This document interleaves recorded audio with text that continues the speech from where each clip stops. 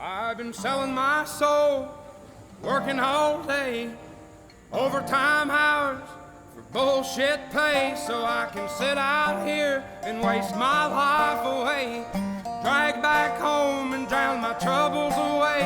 It's a damn shame what the world's gotten to for people like me, people like you. Wish I could just wake up and it not be true, but it is.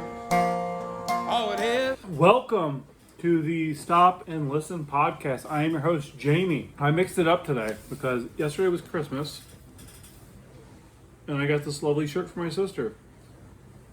It says, living in a new world, an old soul. And on the back, if you can see it, it has much more of the lyrics. So she found me, well, it doesn't say Oliver Anthony, but she found me an Oliver Anthony shirt. So how cool is that? So I changed up the intro today in honor of Oliver Anthony. So I hope you had a lovely Christmas. It's coming crazy. Episode 13, which I scheduled to upload yesterday morning, is blown up. Like, it's got 10 times more views than anything else. And thank you. Whether you watched before or this is your first time watching, thank you very much. It is surreal that people are watching me. I think it's so cool, and I'm going to get better at this. I'm going to get funnier at this. I'm going to entertain you. That's why we're here. We're here to love and hang out. Like, I'm not. This isn't just a bitch session, which of course those will come up. But thank you so much. I actually had a couple of dislikes from the video. I think what I need to say while this is on camera every time, and I don't know, I don't want to get discouraged, so I'm probably not going to read the comments, but this here, it's a U.S. flag code. It means a nation in distress. This isn't a disrespect of the flag or the country. I love my country. This is a symbol saying nation in distress, and if you don't think our nation is distress, this is not the channel for you. So, in the news, RFK Jr. Tweeted this out, and I just seen at Joe Rogan, at Tucker Carlson, at Patrick Bet David, at Pierre's Uncensored, Pierce Morgan, at Jack, I'm guessing that's Jack Posobiec, I don't actually know, at Chris Cuomo, actually I have no idea who it is, it just says Jack. Is that Jack, is that the founder of Twitter? That's kind of, it looks like him, I guess that's who he is. At Tim Dillon, Tim Dillon's on Joe Rogan. I've never seen what else he does. And I've got some thoughts. So I listened to the RFK Jr. book about Fauci, Bill Gates, Big Pharma. I've been listening to that audio book, and I got some thoughts on it. But let's watch this, and I guess it's just because he's been doing a lot of media. You know, he's been doing the podcast like Vivek has. Not quite as much, but pretty much willing to go on and speak to anybody. I guess he just made a little compilation video, but let's watch this. They'll say that Bobby Kennedy is spreading misinformation where everything he said you can verify. Everything he said is true. Yeah. But there's no money in agreeing with him. There's never been a candidate for president the media hated more than Robert F. Kennedy Jr. This has come from pretty well nowhere to be an insurgent challenger to President Biden. And when he speaks, people are listening. The biggest concern for Democrats is not Donald Trump. It's not even Joe Biden. And what is it? Bobby Kennedy. I mean, could the impossible happen? Could he actually? Seriously, they think and maintain that voters will see this as a two-person race between Biden and Donald Trump. Like, I disagree with him on so many things, but just if he acts upon what he's talks about in this book to correct those wrongs. I mean, I really don't want him to be president, but attorney general or surgeon general, something. I don't know I don't know if he can because he's not a doctor. I don't really know how that works. I mean, I would assume not. It's a government job. I mean, how many times do you guys have to be qualified to hold positions of authority? We need Bobby Kennedy. It's crazy. He's like 80 years old. Like, dude, like, I mean, he's had an up and down life. It's like, where have you been? Like, I mean, Bobby Kennedy Jr., his cousin, JFK Jr., was going to run for Senate, and then his plane crashed, and then Hillary Clinton ran for Senate. I think we know why Bobby's just getting another race now. I hope my loose ends are in. I hope everything's in order. He is one of the most interesting political figures in America today. RFK is all in. There is no going back with RFK. I would love to see him gain traction in this race because I think he could be an incredibly amazing president. It's okay. Vivek is bringing it in his own style. Donald, I haven't really heard anything he said recently because he's all tied up. But in the past, he's said it. He's put his mark on it. Even Bernie Sanders, in a way, we need his voice. We don't necessarily need his presidency, but we need his voice to be heard. We need to listen to people like that.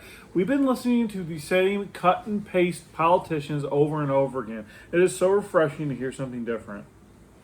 Co-founder Jack Dorsey has endorsed Robert F. Kennedy Jr.'s 2024 bid, saying he can and will win the presidential election. Stand up now for the next president of the United States of America, Robert Kennedy Jr.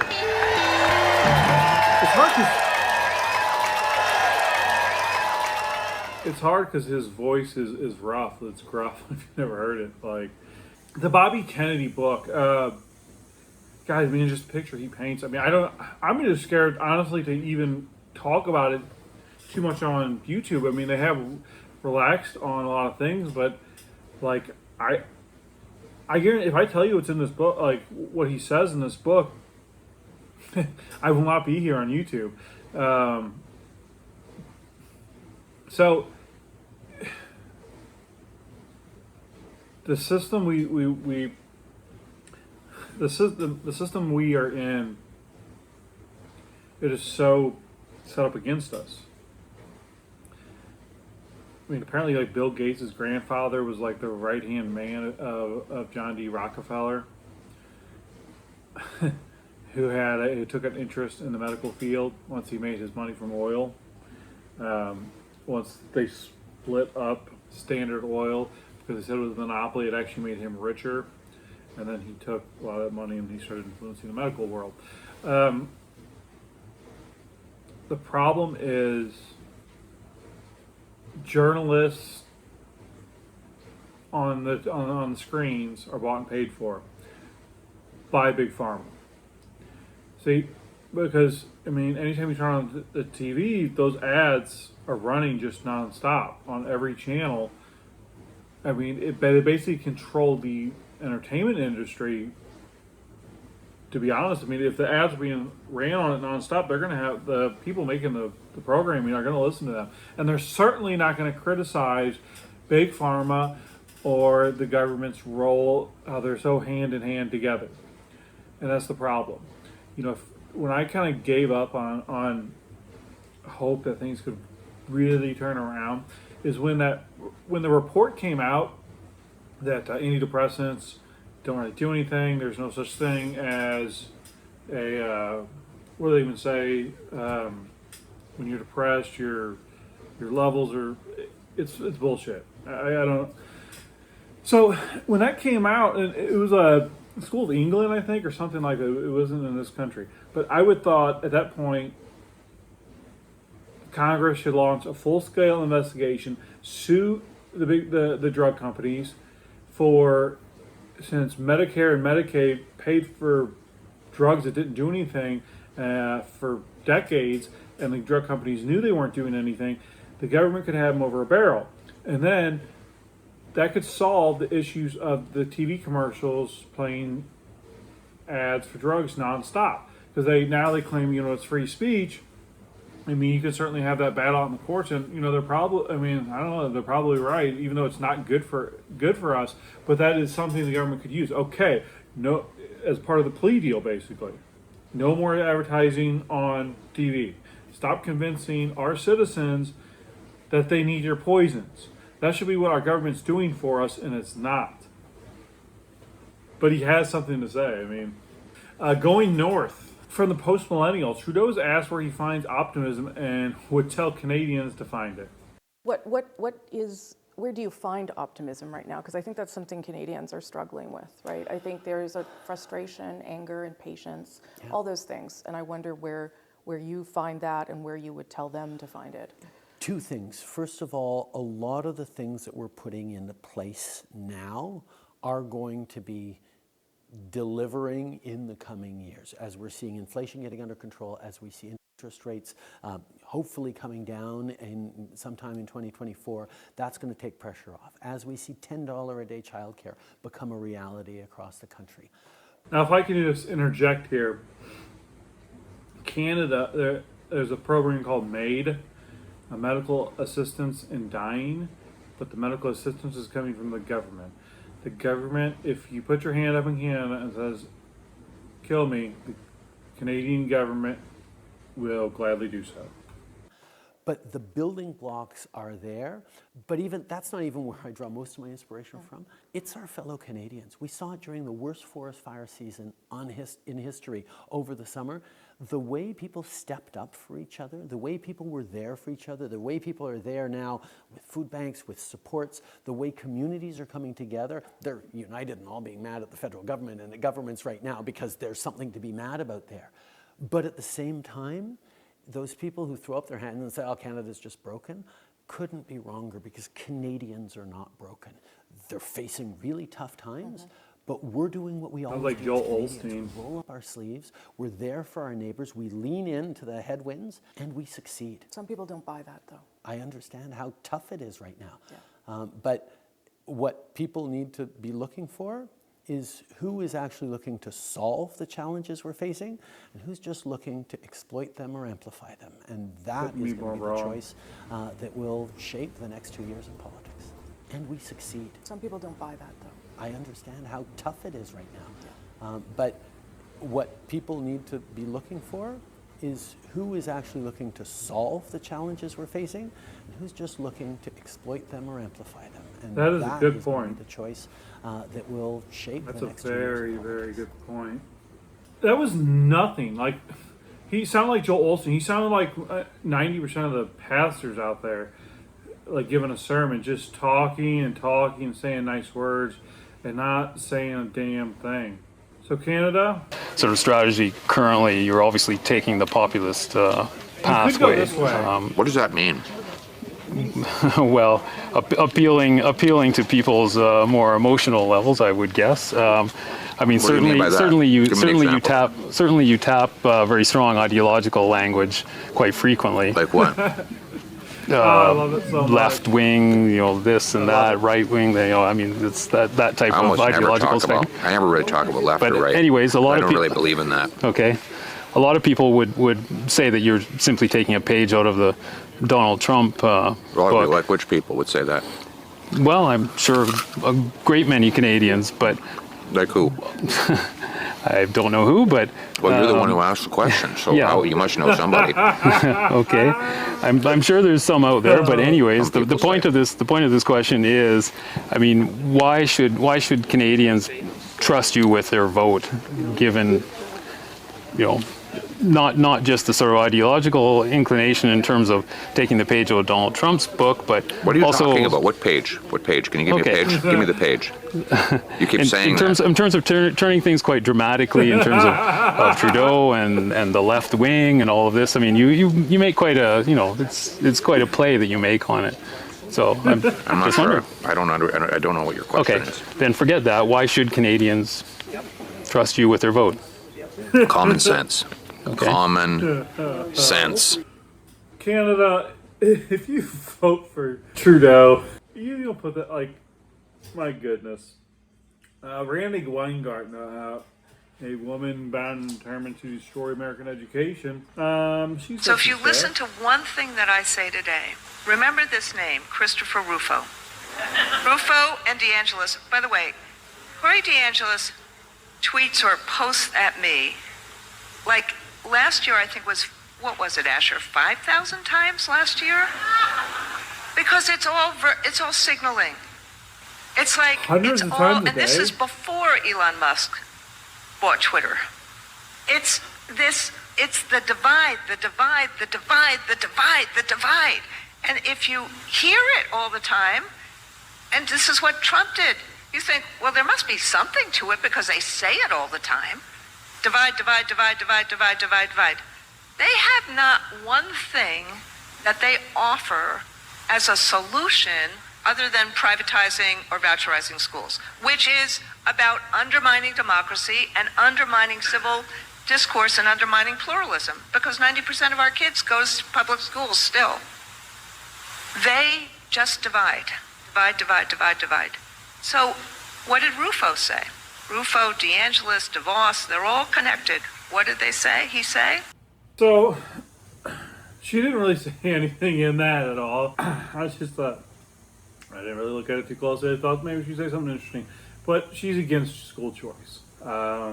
We need school choice. We need a voucher system where every state determines how much they're going to give each parent to spend per student they have in school, and cameras in the classroom. We have to have cameras in the classroom. From Al Jazeera, English, Israel's government, and how Al Jazeera doesn't love the Israeli government. I'm surprised to even see this, quite honestly. Israel's government has agreed to give Intel Corp $3.2 billion grant, $2 billion. Israel's government has agreed to give Intel Corp a $3.2 billion grant for a new $25 billion chip plant it plans to build in southern Israel. Southern Israel is, I'm not great at geography, but isn't that in the it's getting closer and closer to the disputed area. And just a chip factory. I mean, good for Israel. I mean, they're being smart because, I mean, it's scary right now. I mean, we got Ukraine and Russia going at it, and then now Israel and Hamas are fighting them out. That's scary, but that's just a fraction of what's going on in the world. Haiti is a failed state. The United States government paid $100 million for Kenya, and then some of the other island countries are going to throw a little support, but primarily Kenya is going to send their soldiers over into Haiti to try to so they can establish a government again. There is Venezuela is about to overtake Guyana, or at least a good portion of the country, to get a hold of their oil fields. And Ethiopia and Eritrea, the countries, just wrapped up a war in 2022, I believe that 600,000 people died, and they're about to go to war again because they didn't solve their problems. I think Yemen's in a civil war. Shit is not good, and the last shoe to drop might be China invading Taiwan. So Israel, which is insane. If these chips that apparently only really Taiwan has is one little island nation that it's in dispute on who actually controls it. That's one thing you would think you would want in this country. Oh, well, let's put some in South America, It's the second time I've come across this. Jenna Ellis tweeted this. Watch, Black Chicago resident explodes the city council over migrant crisis. If they want an end to the migrant crisis, they should vote DeSantis. He'll get the wall done and deport way more than Trump did. Okay, first off, this is Jenna Ellis, Trump's lawyer. Now, she's tweeting again from this trendingpoliticsnews.com, this weird website I mentioned before. Just very odd. And I don't know if it's her team, does she have a social media team, or is she actually doing this herself? But she's actually supporting DeSantis in this. So I was wondering if they just retweet, if that was already in there. I kind of assumed it was, and she just didn't really read it. Whoever retweeted it didn't really read it. You click on there, it doesn't say anything about DeSantis. It's just talking about Trump cleaning it up. And then you go to tweet it, doesn't say anything about DeSantis. And look, so I retweeted her with that on there. So her team, if they want to end an end to the migrant crisis, they should vote for DeSantis. He'll get the wall done and deport way more than Trump did. That's Trump lawyers saying this. How is this not news? Because we are Christmas was yesterday, and I think it's going to blow up in a few days, or it's just going to get missed. Because this is kind of news. So I'm gonna repost it. And does anyone else see that President Trump's attorney is supporting DeSantis? am I not understanding this? If they want an end to the migrant crisis, they should vote for DeSantis. He'll get the wall done and deport way more than Trump did. Is this not actually her, a servant of Jesus Christ, radio broadcast, and American Family Radio, podcast, and Salem Media? Did I like Trump's attorney? Alina Habba? There was one who came out and gave one hell of a speech. I remember that, Alina Habba. Who's Jenna Ellis? Was a member of... Okay. So Jenna Ellis, she's not, I'm thinking, so I gotta delete that shit. See, live on air, we are fucking up, and live on air, I'm screwing up and fixing it. Delete. If I unpost it, undo post. Okay. So I thought Jenna Ellis was Trump's active attorney, and I was wrong, and she just since turned on him. That's okay. I'll make mistakes.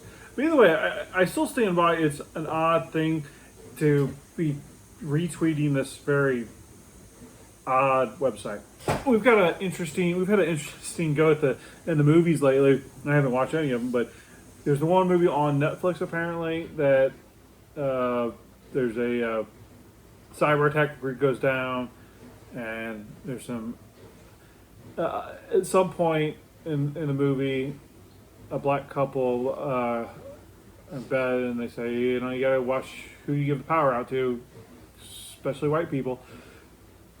And I'm gonna watch that trailer here, but something else came across, and so we had that one.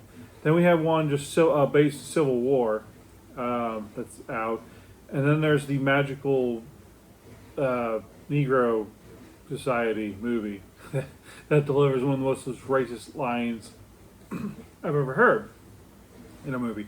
I see a new trailer, and it's got Jeffrey something or other, but I know he's like very, very woke. He really loves screaming about things. I haven't heard much from him lately. I'm like, okay, what is this going to be about? And now, this isn't a fret. Like, I'm not watching this for the first time. I'm going to be watching it close for the first time. But let's see where this goes. Oh, they're going to copyright the shit out of me. How did you come to write this book? What really struck me was that too few books were about my people. Where are our stories? Where's our representation? I personally have read or listened to, but mostly read, almost every historical book by a black person that I've read almost every important book by a black author. I've read almost everything of Martin Luther King, Booker T. Washington, Malcolm X, Barack Obama's first book,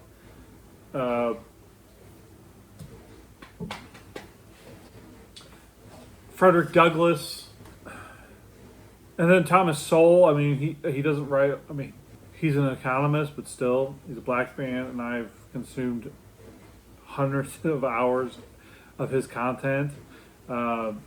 He's brilliant. Yeah, that representation is out there plenty. I don't know what the hell she's talking about, of course. It's not off to a great start. Would you give us the pleasure of reading an excerpt? Yo, Sharonda, girl, you be pregnant again? If I is, Ray Ray is gonna be a real father this time around. Thank you.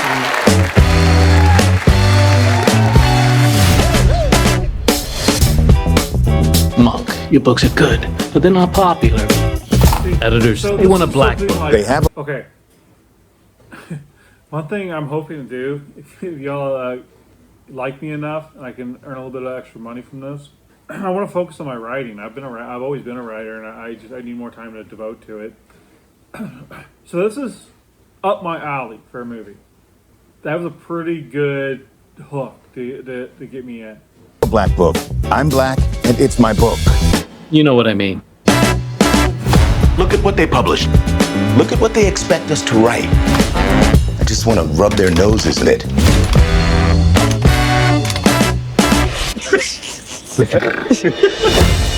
I be standing outside in the night. Deadbeat dads, rappers, crack. You said you wanted black stuff. That's black, right?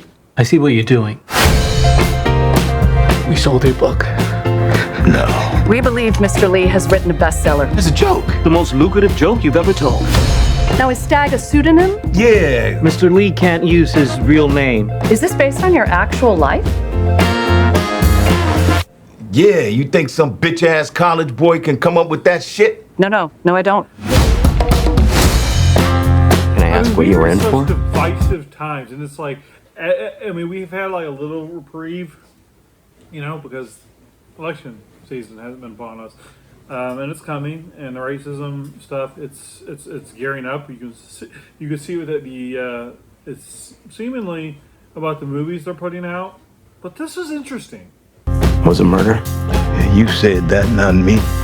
They ran 300,000 copies. Your books change people's lives. They're offering $4 million for movie rights. Yes! The dumber I behave, the richer I get. I mean, that's a profound thought to American culture, not just black culture at all. Like, that's universal in just American culture. Like, I'm shocked to see that in a movie. Too far. Stag Arley is still on the run from authorities. You haven't done anything. It's not like they can arrest you. Wish I could go back to not selling books. Is it bad to cater to people's tastes? People want to love you, Monk. You should let them love all of you. There's already so much buzz because of the movie deal. Michael B. Jordan is circulating. We want to put him on the cover in one of those scarves, I guess you would call them, tied around his head. A do-rag? Do-rag, that's it. Do-rag and a tank top with the muscles showing. Somebody call the fire department.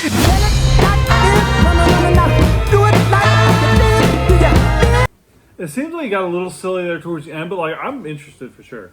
I probably will watch that. See, but that trailer came out 2 months ago, and then there's another trailer.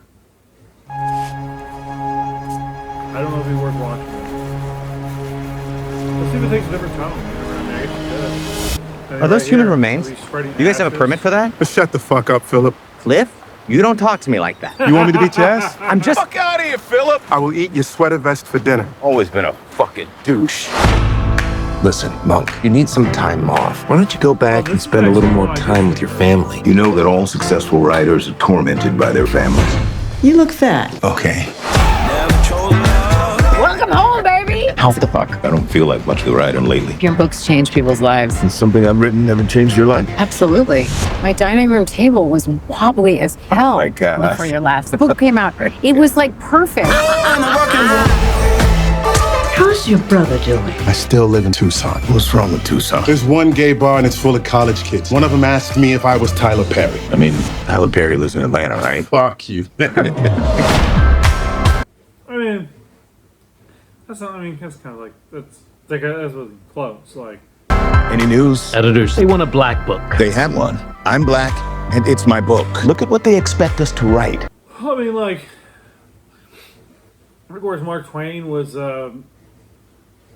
famous for writing in the dialect of the time, and it's so masterfully, really, in Huckleberry Finn and Tom Sawyer. And then in The Color Purple, I listened to that audiobook, and I thought it was pretty good. For film, telling a story like this, I mean, they gotta, like, perhaps, I guess, over-exaggerate it, but I like it. Okay, so, I mean, we kind of get the point there. I'm gonna watch that movie probably someday. I mean, sure shit, I gotta go see, the movies to see it, but if it comes across my screen someday, I will sit down and watch that one. That actually looks like a fairly intelligent movie, and you don't see much of that. So, to my surprise, that's all I got now. So, thank you again for watching. Please like, follow, comment, subscribe. James Jost at Twitter. Stop and Listen Pod. James Jost at Stop and Listen Pod. Thank you so much. I feel so honored. I've had a great weekend being around family, and I hope you've been around the same. I have an amazing sister, And I often wonder, like, if my parents had more children, I mean, I don't think we'd be any closer. I wonder, I mean, and I think we'd probably not be as close, but, you know, but then I'd have other ones, so I don't know, I guess it would balance out. But, you know, if any of you don't have a solid relationship with your siblings, I mean, I can't even fathom. I mean, but people are shitty, whether they're your siblings or not. But, I mean, try. If you think there's a room out there, try, because, I couldn't replace my sister with anything, and with her came my niece and nephew and changed my life. I don't have children of my own, but like earning their love, like that was transformative for me, because I mean they would see me every couple of weeks, once a month, and those early stages, like you have to earn it. Like you have to earn, and I don't know how many times I've ever really had to put myself out there and do that for another human being, and it has been great because they love me and I love them. So if you can get a little bit more in that in your life by putting yourself out there, do so. So thanks for watching. I'll see you next time. Bye.